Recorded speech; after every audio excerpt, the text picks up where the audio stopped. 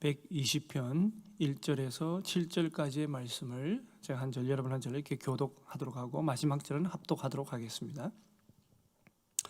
내가 환난 중에 여호와께 부르짖었더니 내게 응답하셨도다. 여호와여, 거짓된 입술과 속이는 혀에서 내 생명을 건져 주소서. 너 속이는 혀여 무엇을 내게 주며 무엇을 내게 더할꼬. 장사의 날카로운 화살과 로뎀나무 숯불 이리로다. 메색에 머물며 계달의 장막 중에 머무는 것이 내게 화로다. 내가 화평을 미워하는 자들과 함께 오래 거주하였도다. 나는 화평을 원할지라도 내가 말할 때에 그들은 싸우려 하는도다. 아멘. 아멘. 시편을 통독을 하다가 보면 119편이 굉장히 깁니다. 여러분 아시다시피 히브리어 단어가 22개인데 그 22개의 단어를 8번씩 반복을 해요. 그래서 총 곱하기 해서 176절이 되는데 성경 전체에서 가장 긴 절이죠. 가장 긴 절이고, 그러고 나서 120절을 딱 들어오는데 이제 120절부터 134절까지를 우리가 흔히 이제 뭐라고 얘기하냐, 이 15절을 성전에 올라가는 노래 이렇게 되어 있습니다. 담임 목사님 가끔씩 시편 설교하실 때 여러분들에게 많이 말씀하셨을 텐데 성전에 올라가는 노래 이렇게 되어 있고요. 그 중에서 특별히 122편하고 뭐 124편 총 4편이 크게 보면 다윗의 쉿 곧 성전에 올라가는 노래 이렇게 되어 있습니다. 그러니까 다윗이 4편을 쓰고 솔로몬이 1편 쓰고 뭐 기타 알 수 없는 사람들이 이렇게 써서 총 15편인데 119편은 굉장히 길다 그랬죠. 굉장히 길고 그 안에는 뭐 여호와의 율법, 여호와의 뭐 법령, 뭐 말씀, 계속 말씀, 율법 이런 말들이 반복이 돼요. 결국은 그것의 의도는 뭐냐면 내 인생 모든 부분에 있어서 주의 말씀과 동행해야 된다라는 의미입니다. 계속 보면 주의 말씀, 주의 법령 뭐 많이 나와요. 그런데 시편 120편부터 134편은 성전에 올라갈 때 부르는 노래다라는 겁니다. 여러분 이스라엘 백성들은 평생에 늘 성전을 사모하는 마음을 가지고 있지만 그러나 마음만 있는 것이 아니고 1년에 3번은 꼭 예루살렘 성전을 향해 나아가야 됩니다. 그게 율법의 명령이 되어 있거든요. 자, 왜 교회 가야 됩니까? 왜 예배당에 가야 됩니까?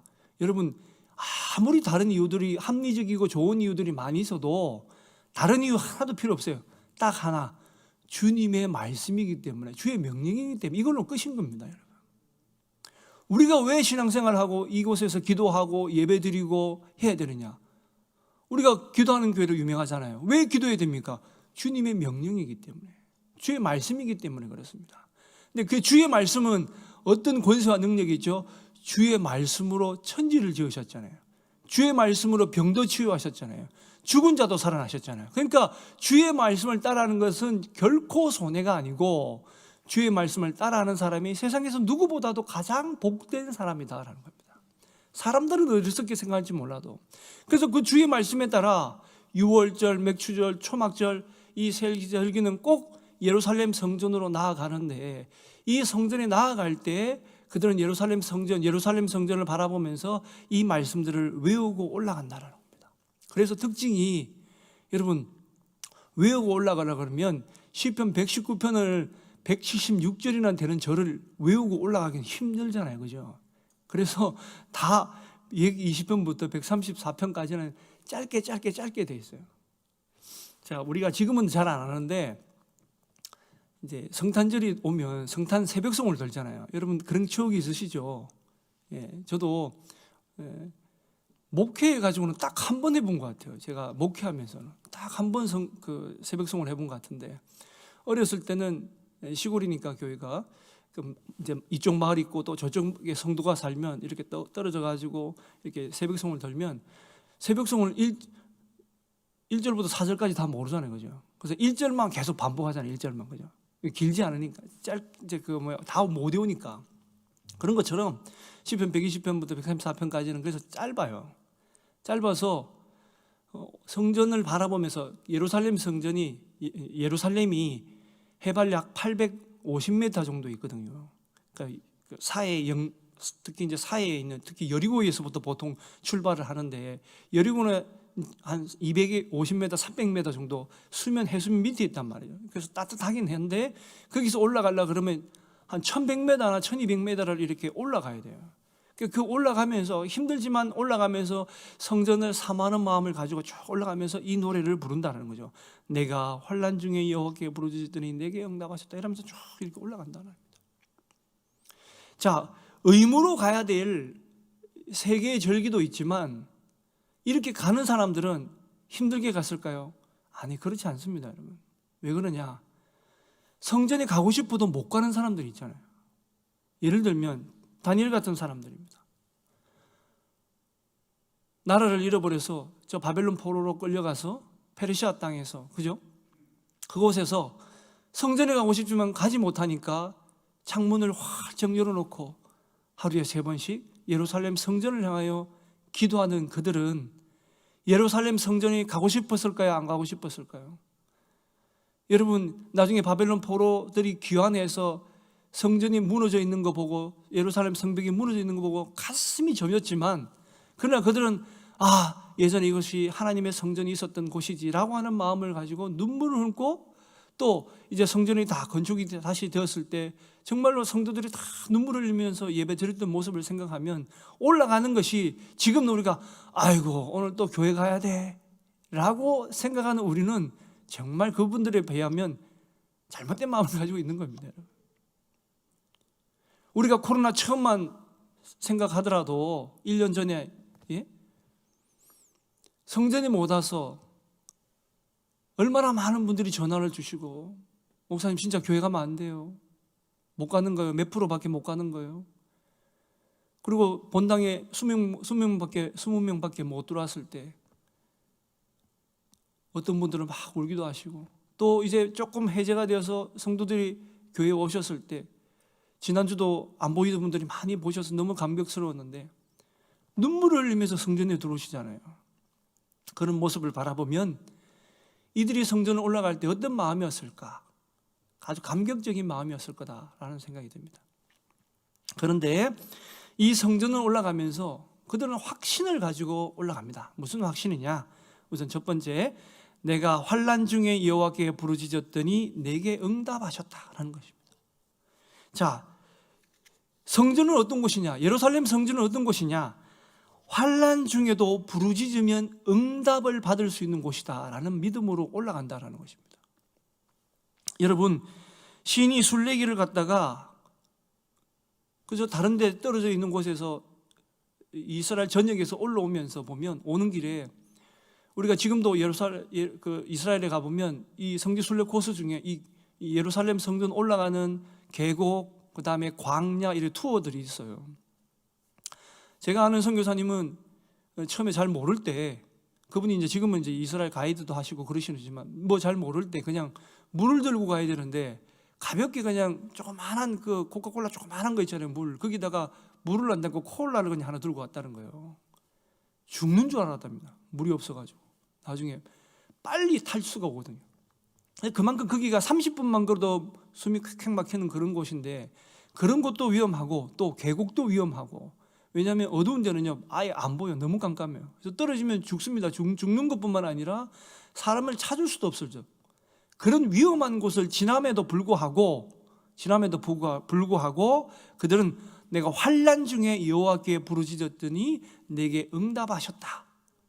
여러분, 환난은 이게 굉장히 시적인 표현인데 여러 가지가 있을 수 있습니다. 조금 전에 말씀드렸던 어떤 자연적인 위험도 있고 그 다음에 강도를 만난 거. 어떤 강도입니까? 우리가 성경에 예수님이 선한 사마리아인의 비유를 하시면서 하셨던 얘기가 있죠. 여리고에서 예루살렘으로 올라가던 사람이 또 내려가던 사람이 강도를 만나서, 근데 그 강도를 만났다는 얘기는 예수님이 지어낸 얘기가 아니고 그때 당시에 너무 흔한 이야기였기 때문에 예수님이 비유로 말씀하셨을 때 그걸 들었던 제자들이 아주 쉽게 받아들였다는 얘기입니다. 그만큼 거기서 강도 위협이 있었다는 거예요. 또 자신의 능력으로는 도저히 해결할 수 없는 여러 가지 일들이 있습니다. 특히 죽음의 병에 걸렸다든지 경제적인 해결할 수 없는 문제라든지 또 그 다음에 인간관계의 문제라든지 그렇지 않습니까?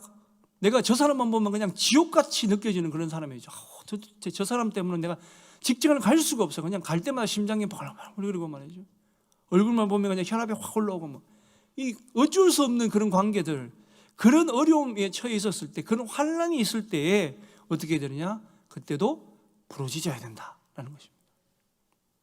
여러분, 그런 환경에 처해 있을 때마다 사람은 다 부르짖습니까? 부르짖지 않죠. 그러나 부르짖어야 된다. 그러면 하나님이 어떻게 해주신다고요? 내게 응답해 주신다라는 것입니다. 성전에 가면 그런 부르짖음을 통해서 하나님 내게 응답 주실 것이다 라고 하는 믿음으로 이 시편 기자는 성전을 향해서 조금씩 나아가고 있다라는 것입니다. 자, 시편 전체에서 거의 아까 절반을 기록한 사람이 다윗인데, 다윗도 시편을, 그 주옥과 같은 시편, 정말 아름다운 시편을 지을 때에도 그가 모두가 거의 대부분이 환난 중에 하나님께 부르짖었고 노래했다. 그래서 응답을 받았다라는 것입니다. 자, 대표적으로 시편 18편 1절에서 2절의 말씀을 한번 교독해 보도록 하겠습니다. 시편 18편 1절에서 2절 말씀 읽습니다. 나의 힘이신 여호와여, 내가 주를 사랑하나이다. 여호와는 나의 반석이시요 나의 요새시요 나를 건지시는 이시요 나의 하나님이시요 내가 그 안에 피할 나의 바위시요 나의 방패시요 나의 구원의 뿌리시요 나의 산성이시로다. 아멘. 자, 시편 34편 8절과 10절을 한 번 더 보도록 하겠습니다. 시편 34편 8절과 10절입니다. 너희는 여호와의 선하심을 맛보아 알지어다. 그에게 피하는 자는 복이 있도다.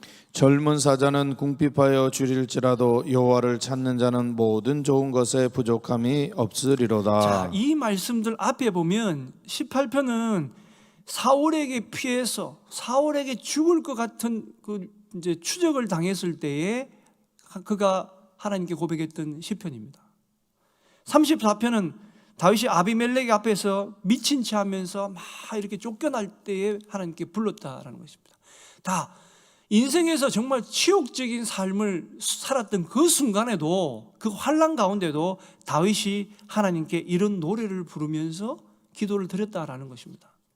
여러분, 다윗은 배부르고 등 따실 때, 하는 일마다 잘 되고 만사 형통할 때, 자식들이 말 잘 듣고 믿음이 좋아서 가족이 막 축복이 넘치려고 할 때, 그럴 때 하나님께 기도한 것이 아니라 어렵고 힘들 때 하나님께 부르짖었다라는 것입니다. 자, 새벽에도 온라인으로 많은 분들이 보고 계시더라고요. 제가 깜짝 놀랐습니다. 아직도 많은 분들이 보고 계시구나. 그런데 우리가 이걸 알아야 됩니다, 여러분. 성전에서 부르짖는 기도는 능력이 있고 응답이 빠릅니다. 왜요? 하나님이 복 주신 곳이거든요. 복을 예비하신 곳이거든요. 주님 만나 주시겠다 예비하신 곳이거든요. 너희는 그곳에서 나를 기다리라 그랬거든요. 그래서 그들이 마가다락방으로 가지 않습니까? 내가 너희들 그곳에서 만나려고 하셨잖아요. 그러니까 성전에 와야 됩니다. 그런데 코로나로 우리가 일상이 바뀌면서 이제는 그래도 되는갑다 하고 머물러 있는 거예요. 핑계대기 너무 좋거든요. 제가 어떤 집사님을 만났는데 그러더라고요. 제가 교회에서 있었던 주일 얘기를 막 이렇게 서로 은혜를 나누려고 막 얘기를 했더니만 전혀 모르고 계시더라고. 그러니까 보니까 교회를 안 오신 거야, 주일날. 그래서 하시는 얘기가 부끄러워, 막 이렇게 부끄러워하시면서 목사님, 근데요 안 나가니까요 왜 이렇게 편해요 이러시더라고. 예, 우리가 그래서 영적으로 서서히 죽어갑니다. 영적으로 하나님을 가까이 해야 하나님이 우리를 가까이 해주시는데, 인간은 기계가 아니기 때문에 몸이 성전에 와 있어야 마음이 올 수밖에 없어요. 우리는 기계가 아니거든요. 먼 데서 이렇게 조종할 수 있는 게 아니고 우리 마음이 여기 와 있어야 돼요. 우리 몸이 와 있어야 된다라는 것입니다. 자, 그런데 환난 때에 부르짖으며 응답을 받는데 그냥 부르짖는 것이 아니고 성전에 올라가면서 이런 고백들을 하면서 갑니다. 자, 120편 2절 이런 말씀을 해요. 2절 말씀 읽습니다. 여호와여, 거짓된 입술과 속이는 혀에서 내 생명을 건져 주소서. 예. 자, 여기서 이 환난이 처했을 때 그럼 어떤 기도를 드렸기에 응답이 확신 있게 오느냐라는 겁니다. 자, 여기에 보면 2절에 보면 거짓된 입술 그리고 속이는 혀라는 표현이 나옵니다. 이 성경에서 굉장히 아주 안 좋을 때 쓰는 표현인데, 이 거짓된이라는 말은 뜻은 뭐냐면 배신적인 행위를 하는 거짓말을 얘기를 합니다. 쉽게 말하면 우리가 소위 뒤통수 치는 거 있죠. 똑같이 속이는 혀도 자신의 이익을 위해서 근거 없이 말하는 거짓말을 얘기합니다. 자, 우리가 법정에서 진실을 말합니다라고 선서하면 하잖아, 그죠? 안 하면 법정 나중에 이제 그거 거짓말하면 처벌받습니다. 자, 그런데도 뻔뻔스럽게도 사람들이 법정에서 진실을 말하겠습니다라고 하면서도 내가 하는 거짓말은 절대로 들키지 않아라고 하면서 그 안에서 아직 거짓말을 해요. 거짓말할 때 그냥 거짓말합니까? 거짓말은 그냥 하지 않죠. 내 이권이라든지 또 내가 진실을 말하면 내가 불리하다라든지 그럴 때는 거짓말을 합니다. 이 거짓된 입술과 속이는 혀를 통해서 합니다. 안 그러면 소극적으로는 불리하다 싶으면 뭐라고 얘기합니까? 나는 기억이 나지 않습니다. 소위 흔히 요즘 하는 말로 선택적 기억, 그렇게 얘기를 하죠. 그러나 여러분, 우리가 알아야 되는 건 뭐냐? 하나님 앞에는 숨길 수가 없다는 것입니다. 하나님은 진실하게 살아야 돼요. 예수님이 내가 진실로 진실로 너희에게 이르노니 반복하잖아요. 그만큼 중요하다. 너희들의 인생이 하나님 앞에 진실하게 사는 것이 중요하다라고 얘기를 하는데, 이 시편의 기자는 뭐냐? 거짓된 입술과 속이는 혀에서 내 생명을 건져주소서. 이거는 하나님, 나는 그렇게 살지 않게 해주세요, 도와주세요 라고 하는 것을 넘어서 시편 기자는 성전에 올라가면서 무슨 말씀을 이렇게 드리냐면, 하나님, 저는 앞으로는 거짓된 입술과 속이는 혀로는 살지 않겠습니다라고 하는 다짐을 하면서 올라가는 거예요. 여러분, 최소한 우리가 하나님께 기도할 때는, 묵상하면서 기도하고 소리치면서 기도하고 할 때는 여러분, 속이는 기도를 드립니까? 거짓된 입술로 하나님께 기도를 드립니까? 그러면 응답을 받지 못합니다.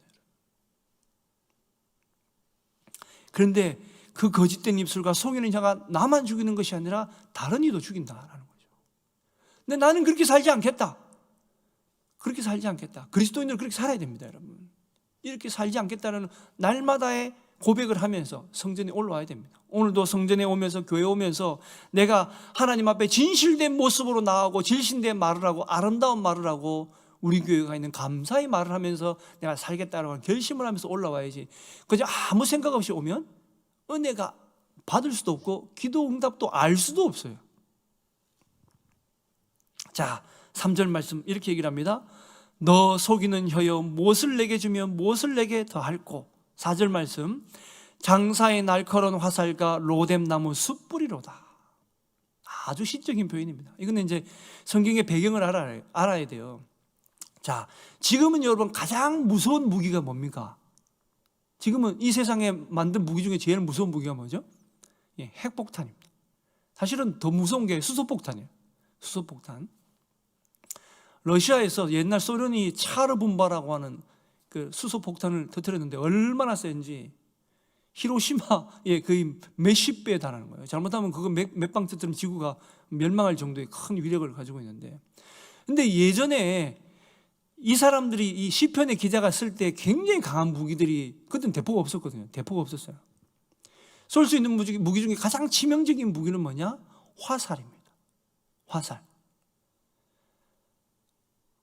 다윗과 요나단의 노래 중에, 둘이 우정을 노래하는 중에 화살이라고 하는 화살의 노래가 있어요.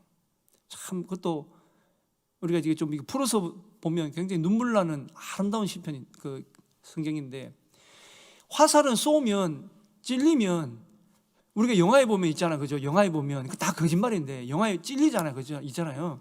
그럼 이걸 막 뽑으면서 뭐 이렇게 나오잖아요. 다 거짓말이 뻥입니다, 여러분. 뽑을 수가 없어요. 이게 여러분 낚시 알죠? 낚시, 그죠? 낚시에 물고기가 딱 깨이면 뺄 수가 없어요. 이렇게 갈고리가 이렇게 쳐 있어서 가지고.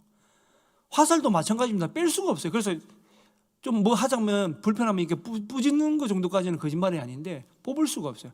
찔리면 아주 치명적이에요. 그때 당시에 의술로 보자 그러면 찔렸다 그러면 죽는데, 그냥 화살도 아니고 장사에 아주 날카로운 화살로 쏘았다는 말은 이 두 가지 의미가 있는데, 하나는 인간이 내뱉는 혀의 말이, 사람을 죽이는 말이 그만큼 위험한 말이다. 혀로 받는 말이. 또 하나, 로뎀나무의 숯불이로다. 로뎀나무를 좀 들어본 것 같죠, 그죠, 여러분? 우리가 엘리야가 로뎀나무 밑에서 그 그늘 밑에서 죽기를 막 기도했다 그러잖아요, 하나님 앞에. 그 로뎀나무는 사막 광야에 진짜 드문드문 있는 그 아주 고난과 어려움을 상징하는 나무거든요. 그런데 이 로뎀나무는 지금도 이제 중동의 베두인들은 밤에 추울 때 이 로뎀나무를 피우고 그 특히 로뎀나무의 뿌리는 태우면요 굉장히 오래 탑니다. 그래서 보통 며칠을 가요. 그러니까 이게 그냥 태우는 게 아니라 어떻게 하냐면 이제 그 모래에 있는 데다가 로뎀나무를 태워서 그 숯불을 만든 다음에 거기다가 흙을 약간 덮고 그다음 카페트 담요를 딱 덮어요. 그러면 이게 며칠을 따뜻합니다. 우리가 온돌처럼 따뜻해요. 탈무드에 보면 이런 표현도 있습니다. 초막절에 로뎀나무 숯불 있는 이제 그게 놔뒀더니만 그 다음에 해 6월절에 왔더니만 그때까지도 따뜻하게 있더라라는 표현이 있어요. 그만큼 이게 오래 탄다는 얘기예요.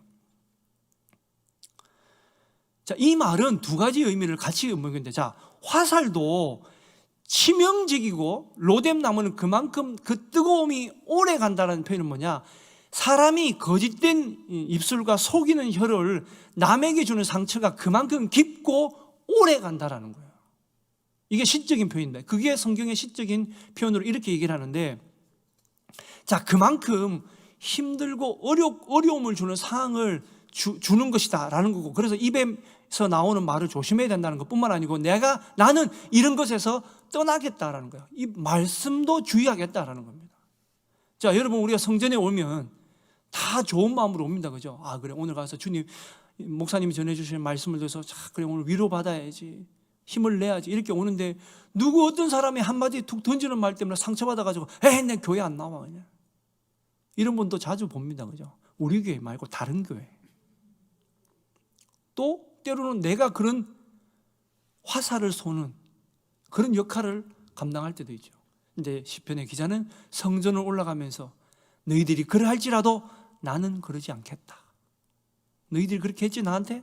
나는 그러지 않겠다. 왜? 그것의 아픔을 아니까. 그리고 5절 말씀, 메색에 머물며 계달의 장막 중에 머무는 것이 내게 화로다.